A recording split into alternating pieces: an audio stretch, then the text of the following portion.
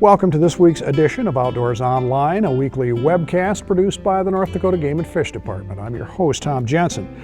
Now that summer is in full swing, our state's wildlife management areas are going to get plenty of use. My guest this week is Jeb Williams. Jeb is, of course, the Wildlife Division Chief at Game and Fish. We're going to talk about the WMAs and some of the rules and regulations that you have to follow. Jeb, first off, how many WMAs, wildlife management areas, do we have?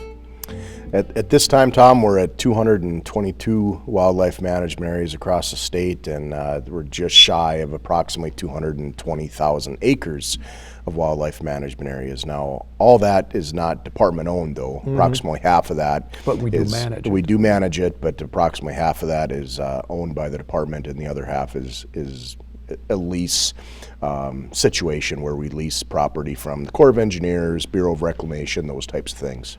Geographically, it's spread out pretty much all over the state. Absolutely. Yeah, we have wildlife management areas in all areas of North Dakota, all shapes and sizes. And I was going to say some big, some very big. Exactly, yeah. We have some in, thousands of acres in size, and then we have some that are kind of some unique situations where there may be some donated type pieces where some, a family has wanted to donate a piece of property to the department for wildlife use and public use over the years, and you don't want to turn those situations down. That's a very nice benefit and a very nice thing that the family wants to do for the public, and so some of those can be small in acres, but right. They still provide a benefit out there. That's where the names come from. People might be interested in some of these WMAs that are named.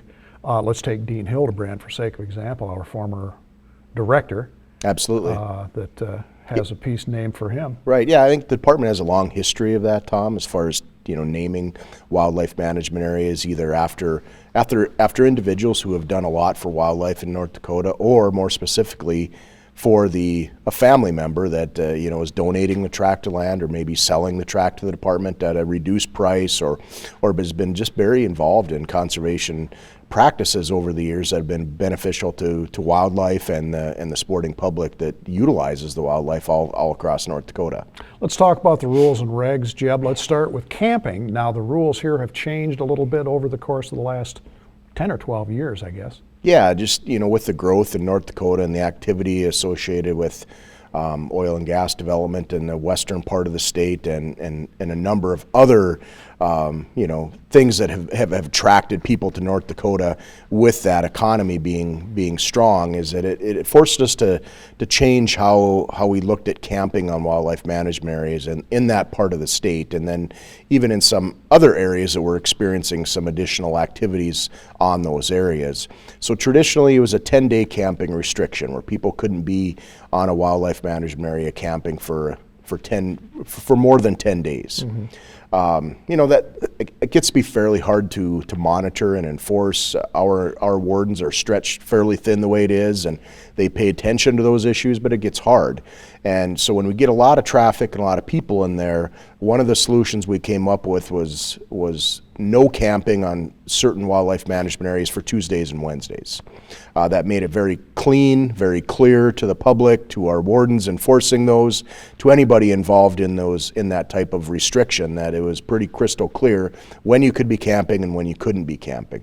And then we also have gone a little further in a few areas where there is no overnight camping whatsoever, simply because of a lot of traffic associated with those areas. Well, you certainly don't want squatters, for lack of a better word, that are going to make it their permanent home.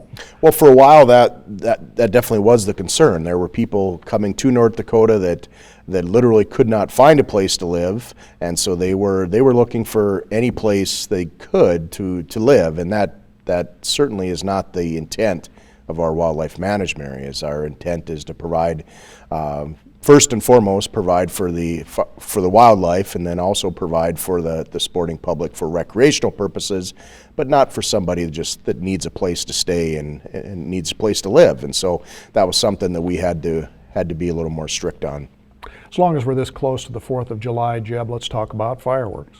Fireworks always something that comes up in the conversation, obviously around the 4th of July, but then, a lot of times associated with camping or just outdoor activities.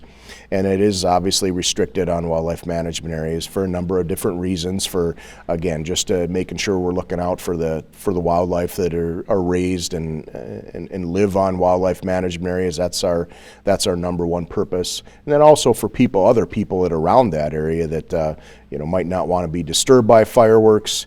And then also there's a fire concern associated, and this year is a very good year to talk about that. We're in a pretty tough situation across the state right now, and I think that fireworks are going to be on a lot of people's radar as far as making sure that people are acting responsibly when they are engaged with fireworks because of the dry conditions. One of the biggest problems that we see on a lot of our WMAs, Jeb, is of course litter. How do we stress to people to pick up after themselves? Yeah, and litter is always a tough thing. Some people's behavior is a little more purposeful. Some people not, maybe just careless as far as leaving some things behind. And for those individuals, again, we all know that stuff happens, and you're out in certain situations, and the wind picks up, and certain things get away from people. I mean, that's just kind of a part of life. For other people that are a little more purposeful associated with that.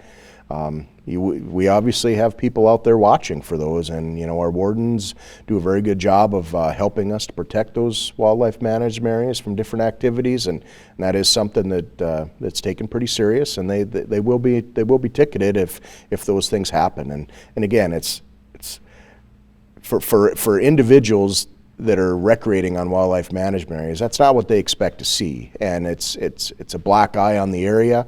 It doesn't help anything that we're trying to accomplish in those areas, and so just needs to be stressed to people to pack up and clean up after themselves when they're recreating an area. Just use common sense, basically. Correct. Anything else people need to know about?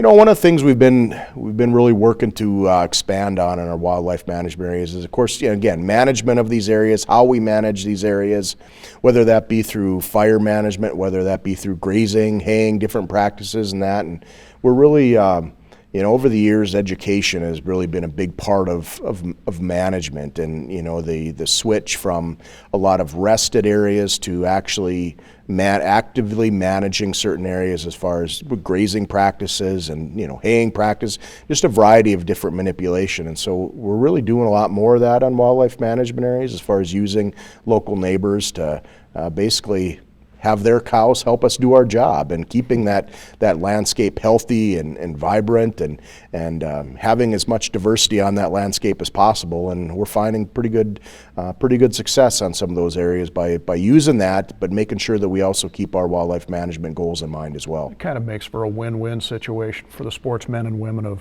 North Dakota. Sure has, and I think we've made some good progress with being good neighbors, and again, understanding each other, the wildlife community and the ag community, just understanding each other's role a little bit better. All right, Jeb, thanks. Thank you.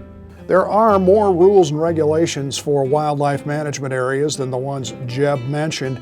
For a complete list, log on to the Game and Fish website at gf.nd.gov and follow the links. For Jeb Williams and the rest of the staff here at North Dakota Game and Fish, thanks for joining us for Outdoors Online. We'll see you again next week.